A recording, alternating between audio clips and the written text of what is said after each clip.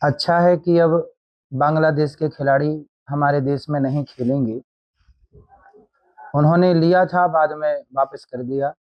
भारत की जनता जनार्दन का सम्मान किया है उन्होंने, और होना भी यही चाहिए कि जो लोग हमारे हिंदुओं को जला रहे हैं, कत्लेआम कर रहे हैं, उन लोगों से हमें क्यों संबंध रखना है। हमारा आपसे संबंध तभी स्थापित होगा जब आप हिंदुओं की सुरक्षा की गारंटी देंगे। यदि आपके देश में, बांग्लादेश में हमारे हिंदू भाई रहते हैं, तो उनकी सुरक्षा की गारंटी आप हमें दीजिए।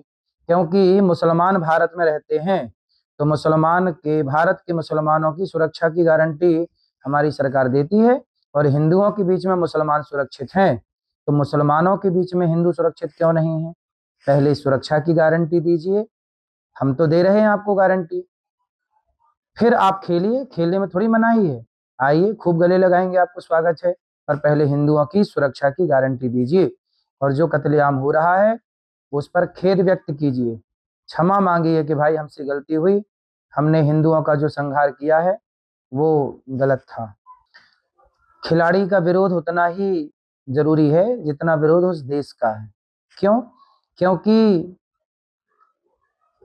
आप उसी बांग्लादेश के हैं जिस देश में हिंदुओं को जलाया गया। क्या इस खिलाड़ी ने जलते हुए हिंदुओं का, क्या उन मुसलमानों का विरोध किया जिन्होंने हिंदुओं को जलाया? क्या हिंदुओं के सपोर्ट में, समर्थन में एक भी शब्द बोले कि भाई गलत हो रहा है, हिंदुओं के लिए भी हमारे अंदर कुछ जगह है? जब हिंदुओं के प्रति आपके दिल में तनिक भी जगह नहीं है, तनिक भी प्रेम नहीं है, तो हमसे क्यों फिर उम्मीद करेंगे आप? जैसा बोएंगे वैसा ही तो काटेंगे। पेड़ बोए बबूल का, तो आम कहाँ से आए? आप हमसे नफरत करेंगे और आप हमसे उम्मीद करेंगे कि हम आपको प्यार करें। हम हिंदू वैसे भी प्यार करते हैं।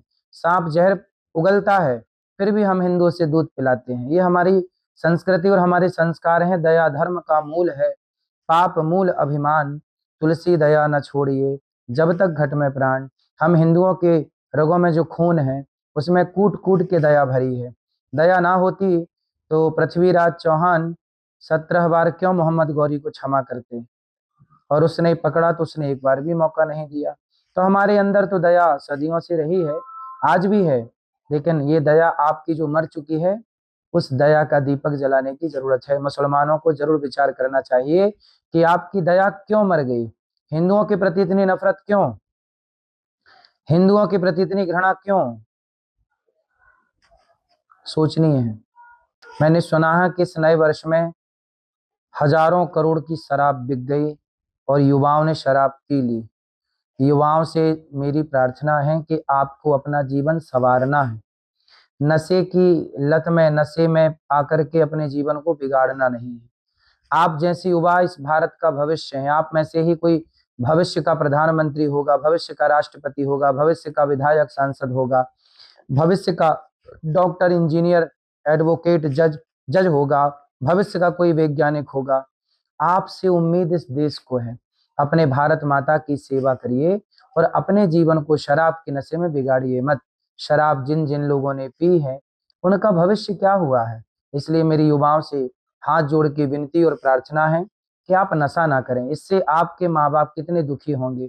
कल को आप शराब के नशे में, आपका एक्सीडेंट हो जाए, भगवान ना करे कल आपके साथ कोई अनहोनी घटना हो जाए, आप तो चले जाएंगे लेकिन आपके माँ बाप बेचारे रोते रहेंगे। इसलिए जीवन अनमोल है, इस जीवन को सार्थक कीजिए समाज की सेवा में।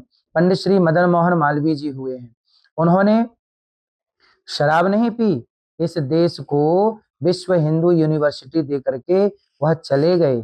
इस देश को कुछ दीजिए। शराब पी के क्या पाओगे, क्या दोगे आप समाज को? कुछ अच्छा दीजिए, विद्यालय दीजिए, स्कूल दीजिए, लोगों को शिक्षा दीजिए, रोजगार दीजिए। कुछ अच्छा इस राष्ट्र के बारे में सोचिए कि हम इस देश को कितना बेहतर बना सकते हैं। चाइना कितना आगे निकल गया, अमेरिका कितने आगे निकल गया, और हमारा देश का युवा शराब पी रहा है, नशा कर रहा है। इसलिए मेरे देश के नौजवान दोस्तों, ये देश, अब वो आपने गीत सुना होगा ना, अब तुम्हारे हवाले वतन साथियों, ये वतन अब तुम्हारे हवाले है। और यदि तुम ही यदि भटक गए तो ये वतन, ये भारत माता का क्या होगा। इसलिए मेरी युवाओं को बार बार मेरी विनती कि आप भटकिए मत। आप भविष्य हैं इस भारत के, बनिए राष्ट्र के लिए, मंगल पांडे इत्यादि देख लीजिएगा कि इन लोगों ने राष्ट्र के लिए क्रांति छेड़ दी और क्रांतिवीर होकर के ये शहीद हो गए। ये शराब के नशे में धुत होके पड़े नहीं रहे, कुछ काम करके गए हैं, राष्ट्र के लिए समर्पण दे करके गए हैं। आपसे भी इतिहास पूछेगा कि जब आपके भुजाओं में ताकत थी, खून गर्म था, तब आपने इस देश को क्या दिया? पूछेगा इतिहास। क्या जवाब दे पाओगे? यही कहोगे कि हम नशे में धुत होके पड़े रहे, नया साल में हम हजारों करोड़ की शराब पी गए, ये कहोगे क्या? लव जिहाद इस देश की बहुत बड़ी समस्या है, धर्मांतरण इस देश की बहुत बड़ी समस्या है। धर्मांतरण नहीं होना चाहिए। हम सभी हिंदू 23 घंटे अपने व्यापार और परिवार को टाइम दें, पर 1 घंटा अपने राष्ट्र को टाइम दें, राष्ट्र को समय दें और सनातन को समय दें। 1 घंटे सनातन का प्रचार करने का संकल्प सब लोग लें और हिंदू भाइयों को रोकें धर्मांतरण करने से, वापस लाएं उनको जो गए हैं।